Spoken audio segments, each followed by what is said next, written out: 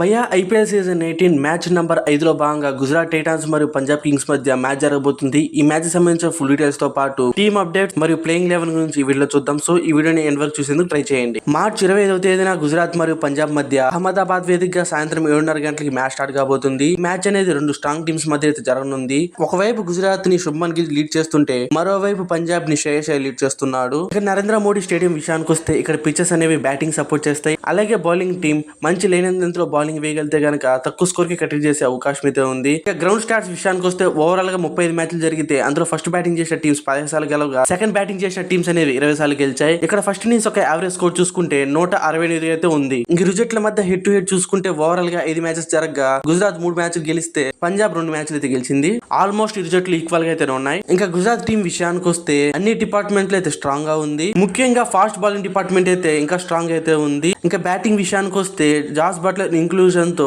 Top order అనేది strong గా మారింది. కానీ మిడిల్ ఆర్డర్ లో కన్సిస్టెంట్ గా ఆడే ప్లేయర్స్ లేకపోవడం గుజరాత్ కి బ్యాక్ ఫైర్ అయ్యే అవకాశం ఉంది. వీళ్ళ మిడిల్ ఆర్డర్ కనుక మంచిగా రాణిస్తే కనుక గుజరాత్ టైటన్స్ కన్ఫర్మ్ గా ప్లే ఆఫ్స్ కి చేరే అవకాశం అయితే ఉంటుంది. ఇంక ఈ మ్యాచ్ కి గుజరాత్ ఒక ప్లేయింగ్ 12 చూసుకుంటే ఓపెనర్స్ గా శుభ్మన్ గిల్ మరియు జాస్ బట్లర్, ఆ తర్వాత Sai Sudharsan, Shahrukh Khan, Glenn Phillips, Rahul Tewatia, Washington Sundar, Rashid Khan, Kagiso Rabada, Mohammed Siraj, Prasidh Krishna, ఇంకా ఇంపాక్ట్ ప్లేయర్ గా మహిపాల్ లోమ్నార్. గుజరాత్ ఈ మ్యాచ్ లోకి ఈ టీమ్ తో బరిలో దిగనుంది. ఇంకా పంజాబ్ కింగ్స్ టీం విషయానికి వస్తే ఈసారి సాలిడ్ టీమ్ తో అయితే బరిలో దిగబోతుంది. ఈ టీం అయితే శ్రేయస్ అయ్యర్ లీడ్ చేయబోతున్నాడు. మెయిన్ గా వీళ్ళ ఫారెన్ ఆల్రౌండింగ్ డిపార్ట్మెంట్ అయితే అన్ని టీంల కంటే స్ట్రాంగ్ గా అయితే ఉంది. అయితే పంజాబ్ కింగ్స్ తమ సెకండ్ ఓపెనర్ గా ఎవరిని ఆడిస్తారనే దానిపై అందరికి కన్ఫ్యూజన్ ఉంది. ఒకవేళ జాష్ ఇంగ్లీష్ ని ఓపెనర్ గా ఆడిస్తే గనక ఒక ఫారెన్ ఆల్రౌండర్ ని పక్కన పెట్టాల్సి వస్తుంది. లేదా ఫారెన్ ఆల్రౌండర్ ని ఆడించాలనుకుంటే గనక మార్కస్ స్టోనిస్ ని ఓపెనర్ గా తీసుకొని రావాల్సి వస్తుంది. ఈ సీజన్ లో శ్రేయస్ మరియు రికీ పాయింటింగ్ కాంబోలో పంజాబ్ కింగ్స్ ఈ సీజన్ ఫేవరెట్స్ గా బరిలో దిగనుంది. ఈ మ్యాచ్ కి పంజాబ్ ఒక ప్లేయింగ్ 12 చూసుకుంటే